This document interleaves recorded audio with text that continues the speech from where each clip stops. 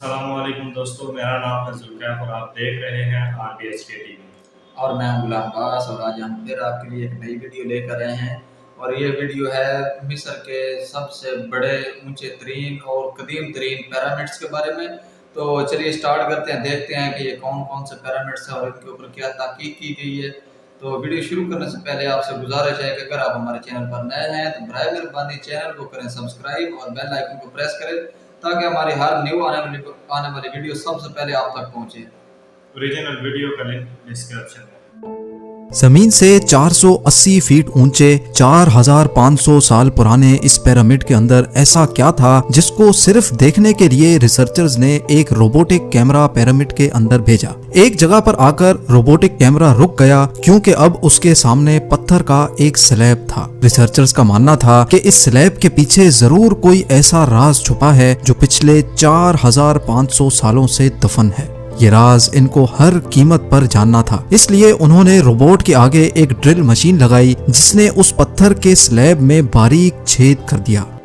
अब इस छेद के अंदर एक कैमरा भेजा गया जिसने स्लैब के उस पार एक ऐसा मंजर देखा जो पिछले 4500 सालों से किसी ने भी नहीं देखा था। ज़ेम टीवी की वीडियोस में एक बार फिर से खुशामदीद। नाजरीन, मिस्र यानी इजिप्ट में टोटल 138 ऊंचे तरीन पिरामिड्स मौजूद हैं जिन्होंने पिछले हजारों सालों से दर्जनों अर्थक्वेक्स और कई खतरनाक तूफान का सामना किया। लेकिन मजाल है इनमें से कोई एक भी इधर से उधर हुआ हो। इनमें से सबसे ऊंचा और बड़ा pyramid the great pyramid of Giza कहलाता है और इस पिरामिड की बेस का एरिया 13 एकर्स है। यानी इस पिरामिड के अंदर हैरत अंगेज तौर पे एक दो नहीं बल्कि पूरी 9 फुटबॉल फील्ड्स आराम से फिट आ सकती हैं। एक एस्टीमेट के हिसाब से इस पिरामिड में टोटल 23 लाख बड़े बड़े पत्थरों का इस्तेमाल हुआ जिनमें से कई पत्थरों का वजन 50 टन भी था। अगर इसके टोटल वजन का अंदाजा लगाया जाए तो इस पिरामिड का वजन 60 लाख टन है जो 12 बुर्ज खलीफा के वजन के बराबर बनता है।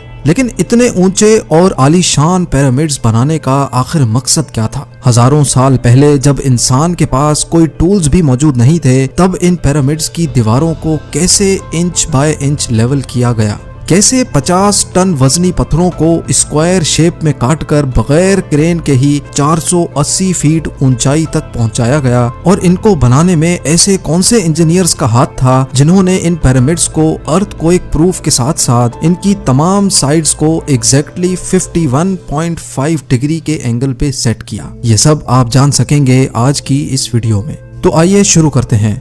Challenge number 1। कई सदियों से मुख्तलिफ रिसर्च टीम्स इस पिरामिड की कंस्ट्रक्शन टेक्निक जानने के लिए सर जोड़कर बैठी थी कि आखिर इस पिरामिड की हर side exactly north, south, east और वेस्ट पे बगैर कंपास के कैसे सेट की गई होंगी। कई एक्सपर्ट्स का मानना है कि उस टाइम के आर्किटेक्ट्स ने सबसे पहले ऐसी जमीन तलाश की होगी जो लाखों टन वजनी पत्थरों का वजन झेल सके। उसके बाद पोलर स्टार्स यानी वो सितारे जिनकी मदद से अर्थ के पोल्स का पता पड़ता है, उनकी मदद से पिरामिड की हर साइड को मार्क किया गया।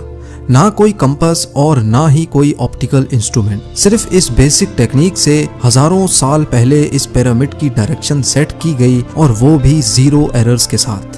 Challenge number 2। अगला चैलेंज था जमीन को लेवल करने का। जिस 13 एकड़ की जमीन पर इस पिरामिड को बनना था उसका लेवल थोड़ा सा भी आउट होता तो 23 लाख पत्थरों के इस पहाड़ का खड़ा होना बिल्कुल भी मुमकिन नहीं था। अब इस जमीन को लेवल करने के लिए उस टाइम के इंजीनियर्स के पास ना ही लेजर लेवलर था और ना ही बबल लेवल। एक्सपर्ट्स का मानना है कि कंस्ट्रक्शन साइट की चारों साइड्स पर खड्डा करके उसमें पानी डाला गया होगा और फिर एक साइड के पानी के लेवल से दूसरे साइड के पानी के लेवल को मैच किया गया होगा। जो जमीन का हिस्सा पानी के लेवल से मैच नहीं कर रहा होगा उसको छेनी और हथौड़ों की मदद से काट कर लेवल किया गया होगा। कई एक्सपर्ट्स का मानना है कि एंशिएंट इजिप्शियंस ने इस सिंपल टूल का भी इस्तेमाल किया जिसकी दोनों साइड्स पे लकड़ियां और उसके ठीक सेंटर पे एक रस्सी से पत्थर बंधा हुआ है। अगर पत्थर जमीन से टच हो गया और उसकी रस्सी ठीक सेंटर लाइन पे आ रही होगी तो इसका मतलब है कि बीच की जमीन परफेक्टली लेवल्ड है। Challenge number 3। अब पिरामिड कंस्ट्रक्शन साइट पे डायरेक्शंस भी सेट थी, मार्किंग्स भी हो चुकी थी और जमीन का लेवल भी सेट था। अब बारी थी कंस्ट्रक्शन स्टार्ट करने की जिसके लिए लाखों टन वजनी और बड़े पत्थर रिक्वायर्ड थे। लेकिन ये पत्थर काटने के लिए ना ही उनके पास ग्राइंडर थे और ना ही जैक हैमर्स, लेकिन फिर भी उन्होंने 50 टन वजनी पत्थर काटे भी और उनको स्क्वायर या रेक्टेंगल शेप भी दिया। लेकिन आखिर किसकी मदद से? जी हाँ, यही वो सिर्फ एक टूल था जिसकी मदद से पत्थरों को काटा गया। एक्सपर्ट्स का मानना है कि पिरामिड की कंस्ट्रक्शन पे इस्तेमाल होने वाली छेनी सिर्फ कॉपर से ही नहीं बनी थी, क्योंकि उनको भी ये बात मालूम थी कि कॉपर नरम होता है और पत्थर नहीं काट सकता।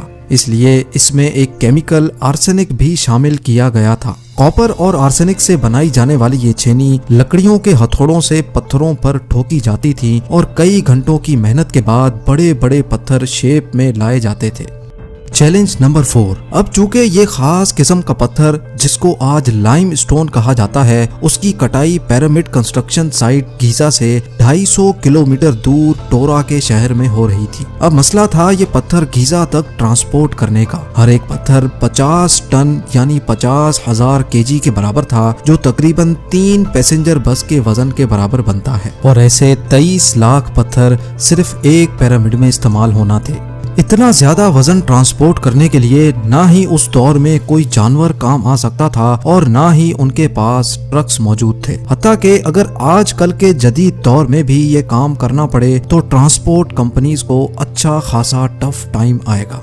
हैरत अंगेज तौर पे ये काम वर्कर्स और कश्तियों की मदद से किया गया। जी हाँ, टोरा और गीजा के दरमियान मौजूद रिवर का फायदा उठाया गया और बड़ी बड़ी कश्तियों में पत्थर लाद कर पिरामिड साइट पर पहुंचाए गए। एक्सपर्ट्स का मानना है कि ये काम इतना आसान नहीं था। शिप्स में इतने बड़े पत्थर की लोडिंग और अनलोडिंग में कम से कम भी 500 मजदूरों की आर्मी एक ही वक्त में लगाई गई होगी। Challenge number 5। जो एक्सपर्ट्स की टीम्स पिरामिड की कंस्ट्रक्शन पर रिसर्च कर रही थी, उनको अब अपने कई सवालों के जवाब मिल चुके थे, लेकिन एक बात उनको हर वक्त सता रही थी कि लाइमस्टोन कट भी गए, ट्रांसपोर्ट भी हो गए और कंस्ट्रक्शन के दौरान एक के ऊपर एक लगना भी शुरू हो गए। मसला ये था कि पत्थर इतनी ऊंचाई तक आखिर पहुंचाए कैसे गए होंगे।